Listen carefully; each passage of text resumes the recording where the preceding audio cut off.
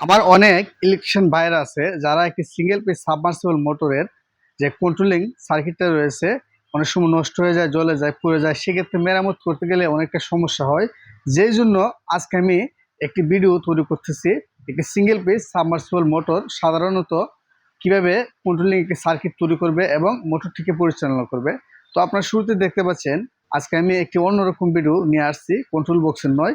Control box ছাড়া আপনারা নিজেরা একটি কন্ট্রোল বক্স তৈরি করতে পারবেন। এরকম একটি সার্কিট আজকে তৈরি করে আপনাদেরকে দেখাবো এবং এটি দিয়ে আপনারা অনায়াসে খুব সুন্দরভাবে কিন্তু একটি মোটর পরিচালনা করতে পারবেন। তো দেখতে পাচ্ছেন আমার কাছে একটি এমসিবি রয়েছে, মিনিয়েচার সার্কিট ব্রেকার, এবং রয়েছে একটি কানেক্টর, এবং রয়েছে একটি ক্যাপাসিটর, এবং রয়েছে অনেকগুলি কেবেলস।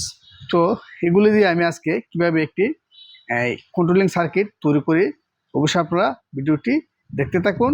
আশা করি নতুন বন্ধুদের খুবই উপকার আসবে এবং এই ভিডিওটি দেখে কিন্তু আপনারাও চাইলে একটি মোটর কন্ট্রোলিং সার্কিট তৈরি করে দিতে পারেন অনায়াসে।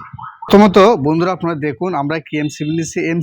এমসিবিতে আমরা কিন্তু লাইন ইন করেছি, দেখতে পাচ্ছেন, এবং এমসিবি হইতে লাইনটা আউটপুট করে কিন্তু আমরা একটা কানেক্টর দিয়ে দিয়েছি। সেটার একটি পিনে সংযোগ করে দেবো। এখান থেকে সংযোগ একটি কেবল লাক্স সম্পূর্ণ কেবল সংযোগ করে দিয়েছি। কানেক্টরের অপর প্রান্ত দেখেন আমি একটি কেবল লাক্স সম্পূর্ণ কেবল সংযুক্ত করে দিয়েছি।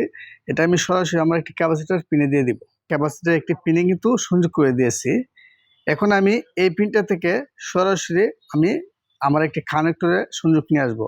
সাবমার্সিবল মোটর হইতে তিনটি কেবলস আসে, তিনটি কেবলসের মধ্যে একটি রানিং, একটি কমন, একটি স্টার্টিং আসে। তো আমি রানিং কেবলসটি এই কানেক্টরে সংযোগ করে দিব, দেখতে পাচ্ছেন। এখন আমার স্টার্টিং কেবলসটা সংযোগ দিব। তো আমাদের রানিং এবং স্টার্টিং এর কাজটা কিন্তু কমপ্লিট করে দিলাম। এখন আমাদের বাকি রয়েছে আমাদের কমনটি।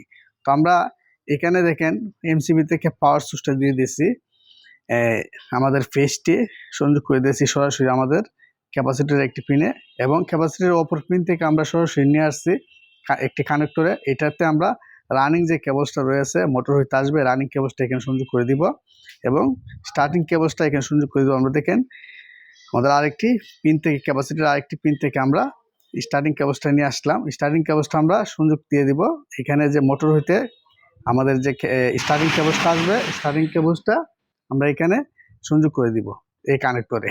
তাহলে কিন্তু আমাদের স্টার্টিং রানিং এর কাজটা শেষ এবং পাওয়ার সুইচের কাজটা শেষ।